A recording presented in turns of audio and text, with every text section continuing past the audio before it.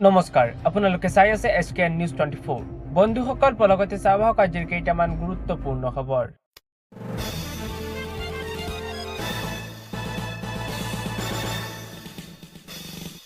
প্ৰথমটো খবৰ, প্ৰথমে 15 জন আৰু এতিয়া 11 জনক কংগ্ৰেছৰ পৰা 6 বছৰৰ বাবে বহিষ্কাৰ। নিৰ্বাচনৰ পূৰ্বে কিয় কংগ্ৰেছত বহিষ্কাৰৰ ধুমুহা? নিৰ্বাচনৰ দিন যিমানেই চমু চাপিছে, কংগ্ৰেছত লাগিছে কেনা।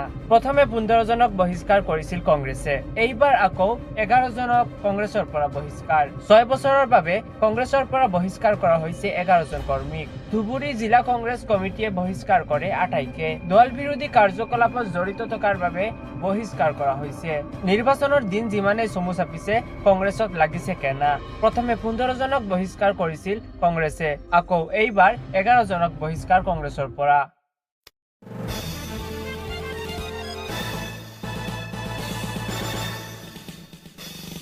পৰৱৰ্তী খবৰ, ৰাজ্যবাসীলৈ বিজেপিৰ 31টা ছুপাৰ গেৰাণ্টি।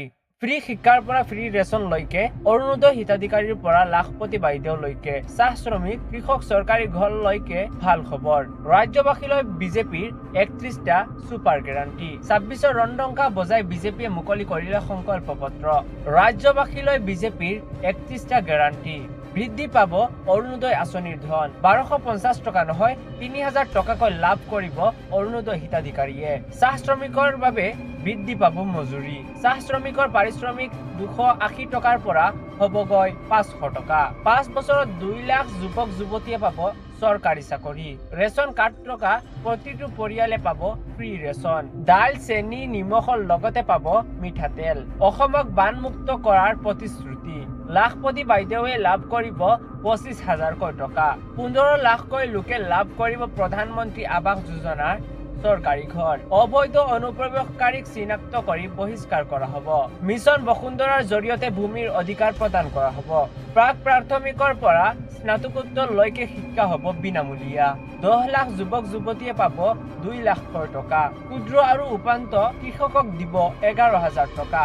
6 জনগোষ্ঠীক জনজাতিকৰণৰ বাবে মন্ত্ৰী গোটৰ পৰামৰ্শ কাৰ্যকৰীৰ ব্যৱস্থা।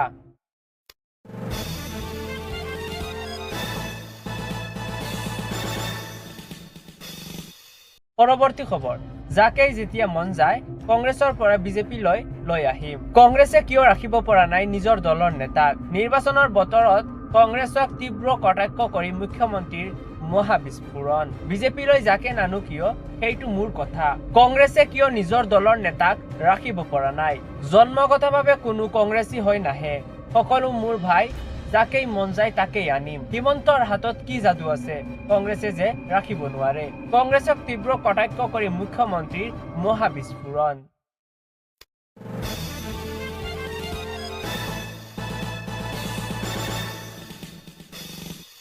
পৰৱৰ্তী খবৰ, এপ্ৰিল মাহতে ন্যায় পাব প্ৰাণৰ শিল্পী জুবিন গাৰ্গে।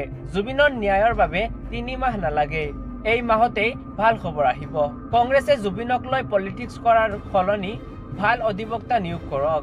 জুবিনৰ ন্যায় লৈ ডাঙৰ ঘোষণা মুখ্যমন্ত্ৰী ডক্টৰ হিমন্ত বিশ্ব শৰ্মাৰ। এপ্ৰিল মাহতে ন্যায় পাব প্ৰাণৰ শিল্পী জুবিন গাৰ্গে। কংগ্ৰেছে জুবিন গাৰ্গক লৈ ৰাজনীতি কৰিছে। জুবিনক লৈ জঘন্যতম ৰাজনীতি কংগ্ৰেছে কৰিছে। মই জুবিনক লৈ ৰাজনীতি কৰিব বিচৰা নাই, জুবিনক শান্তিত থাকিবলৈ দিয়ক। জুবিনে নিজেই কৈছিল পলিটিক্স নকৰিবা বন্ধু। মই গৌৰৱ গগৈ ৰকিবুলক কৈছো জুবিনক লৈ পলিটিক্স নকৰিবা। জুবিনক যদি ভাল পায় তেতিয়া জুবিন ক্ষেত্ৰ গৈ প্ৰেছক কিয় খবৰ দিয়ে? কংগ্ৰেছে জুবিনৰ কেছটোৰ বাবে বিনা খৰচত ভাল অধিবক্তা নিয়োগ কৰক।